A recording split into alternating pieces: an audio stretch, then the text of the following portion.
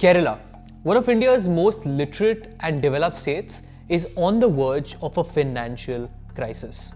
The southern state of Kerala is facing financial crisis. Kerala has run up a loss of 1,10,000 crores.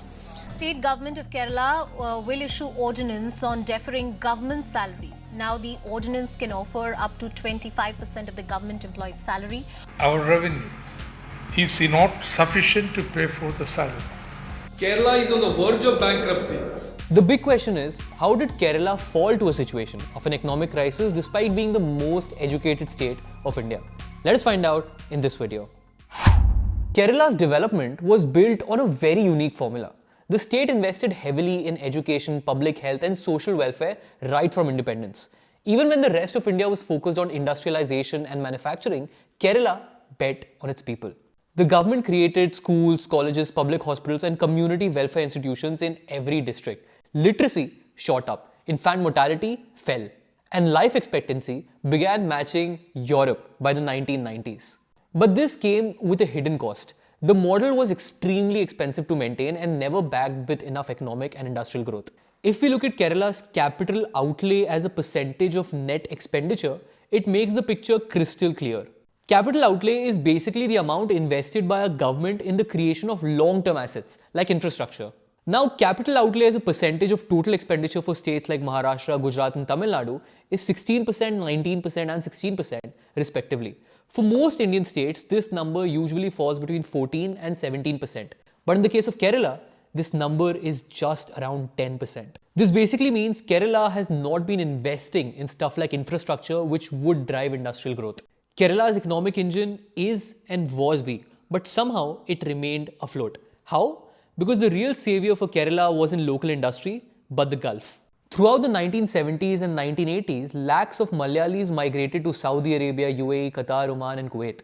These workers sent home enormous remittances, money that basically fueled Kerala's boom. Houses, malls, shops, hospitals, schools, banks and almost the entire consumer economy ran on Gulf money. This basically made the state look wealthy, but it created a dangerous dependency. Instead of building manufacturing clusters or big industries like Tamil Nadu or Gujarat, Kerala became comfortable consuming and not producing. Even today, the state imports almost everything it uses from other states, from vegetables to construction material or electronics. The economy became consumption-driven instead of production-driven. This dependency on remittances created Kerala's first major structural weakness. When the Gulf economy slowed post-2015 and especially after COVID, Kerala's remittances stopped growing. At the same time, lakhs of young Malayalis left again, this time to Europe, Canada, Australia and the UK, not as unskilled labourers, but as nurses, engineers and students. Kerala became the global capital of brain drain. As we already discussed, the state spends hugely on education, but the returns of this are enjoyed by foreign countries and not Kerala. While outward migration brings foreign income, it also leaves behind a shrinking workforce and an aging population, the second major reason for the state's fall. Today, Kerala is aging faster than other Indian states. Kerala's fertility rate is well below the replacement rate of 2.1. It stands just under 1.5. A similar problem is seen by Europe as well. More than 16% of the population is above retirement age, and by 2035, this figure will cross 20%. Fewer workers means fewer taxpayers and higher welfare costs, a deadly combination for a state already drowning financially. A great way to measure a state's financial status is by looking at its interest payments to revenue receipts. Basically, the amount of interest that you're paying every single year on your loans as a percentage of the state's revenue. For instance, let's say that your income is 1 lakh rupees a month and you spend 20,000 rupees every month just paying interest. I'm not talking about EMIs, I'm talking about just the interest on those loans. In this case, your interest payment as a percentage of your revenue would be 20%. Now for a state like Gujarat, this figure is 12%, for Maharashtra it is 11% and for UP it is 10%. The average across all Indian states is around 12.5%. But for Kerala, this number is 21%. This is alarmingly high. And what's worse is where this money is going. Basically, the money that Kerala is borrowing is to push social welfare and pay salaries to government employees rather than investing in long-term assets like infrastructure, as we've already talked about, capital outlay. So here's the situation. Kerala's population pyramid looks like Europe, but its economy is nowhere near Europe's. This puts enormous pressure on the government because Kerala historically has offered some of the most generous welfare schemes in India. like pensions, subsidies, ration supplies, public healthcare, and financial support schemes. These welfare schemes, as you can guess, are very expensive to maintain.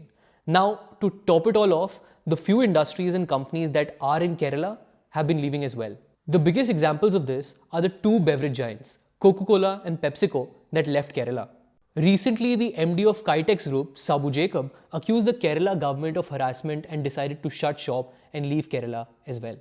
The communists have done Kerala a huge disservice because in fighting for workers' rights, which is something admirable, they have won those rights, but they've also driven away investors. And the result is that now you start anything from a tourist resort to a factory, and you dread the red flag showing up and the people you've hired being unionized and put on strike. If you've watched my video on the fall of Kolkata, you would see the same trend. Do you know what is the commonality? A communist leftist government. Now, critics often argue that the situation in Kerala is a result of the state discriminating against Kerala. And that is exactly what the government of Kerala claims as well. But this honestly couldn't be further from the truth. Kerala has the highest pension to population ratio in India, highest per capita salary expenditure, highest social sector commitments without corresponding revenue growth. Every Finance Commission report has warned Kerala repeatedly, and no center discrimination is required to explain this.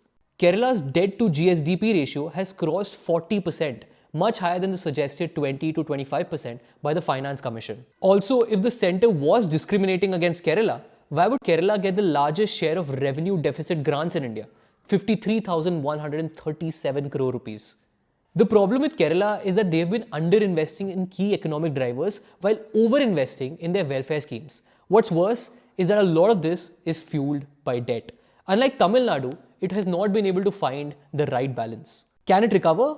Yes, it can. But the recovery will need bold steps. Creating a business and investor-friendly environment and investing in long-term growth, not something which we usually expect from communists.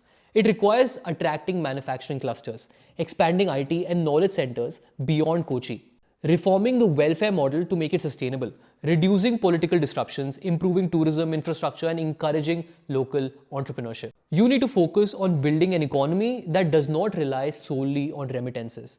Kerala's fall is not the end of the story, but it is a warning sign. A state cannot run forever on remittances, welfare schemes, and consumption. It needs industries, jobs, investments, innovation, and growth. Kerala once led India socially. Now it needs to pick itself up economically. The world is watching whether Kerala can transform itself again or whether the cracks in the model will widen further, leading to a financial collapse. If you enjoyed this video and found it useful, do check out our video on the fall of Kolkata and the rise of Tamil Nadu as well. As always, thank you so much for watching, and I hope to see you again soon.